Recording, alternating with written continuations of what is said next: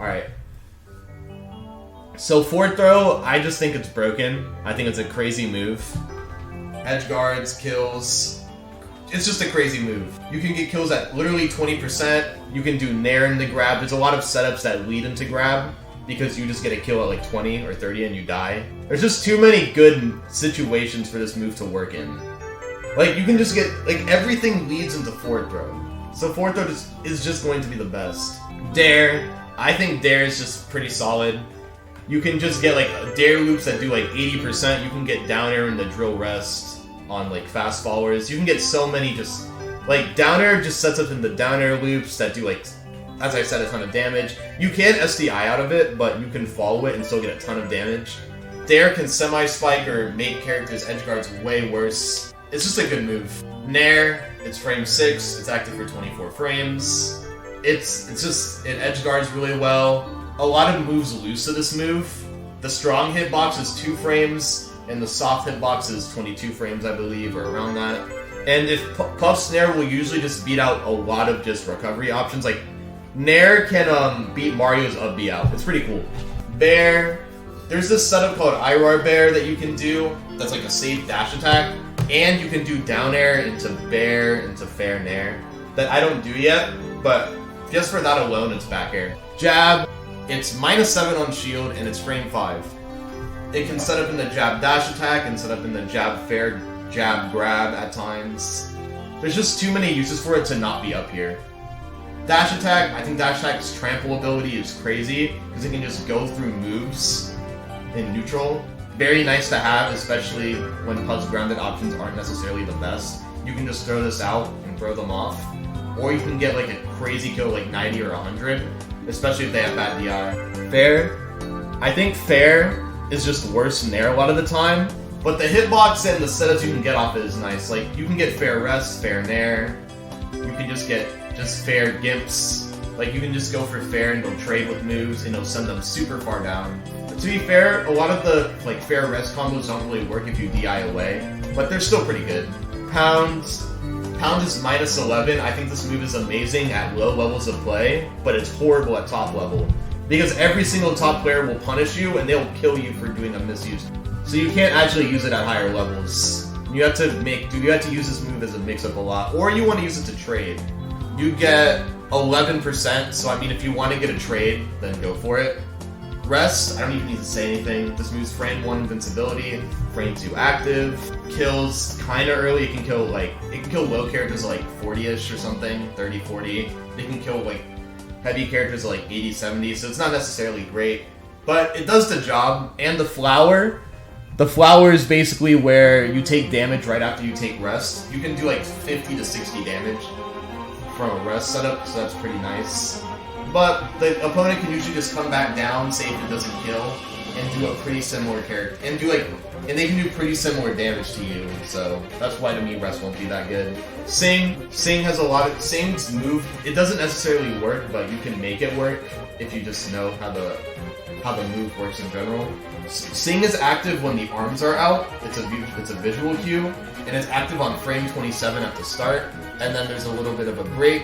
I mean, it's active from frames 27 to 36, there's a break on it, and then it's active from frames 61 to 70. Then it's active from frames 100 to 115.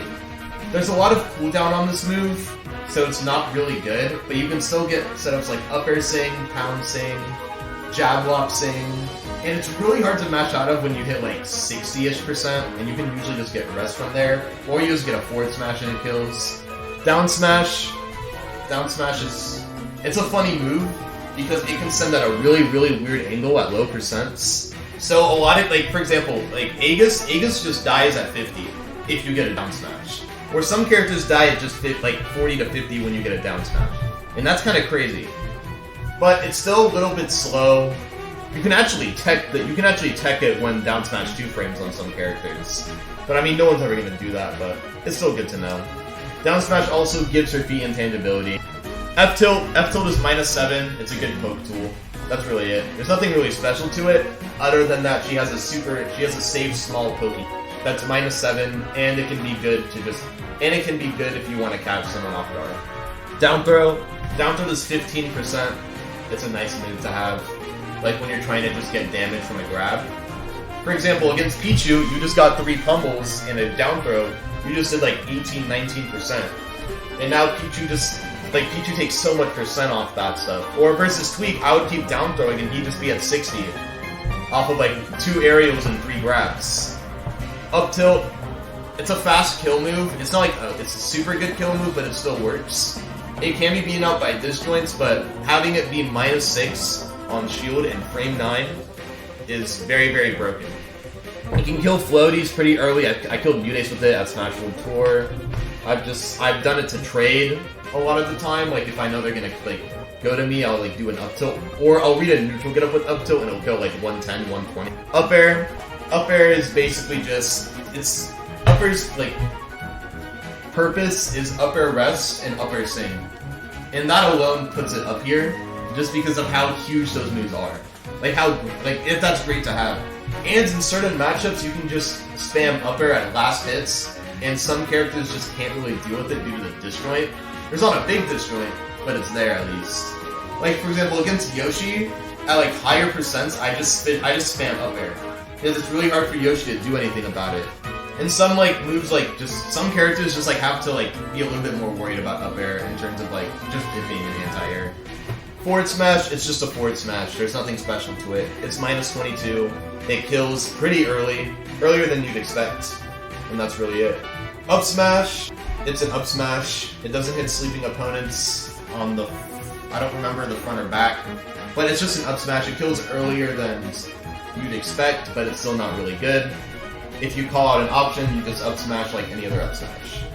Back throw, there's a lot of lag to it, which is why I don't like it being better than up smash, but it does have a really stupid angle.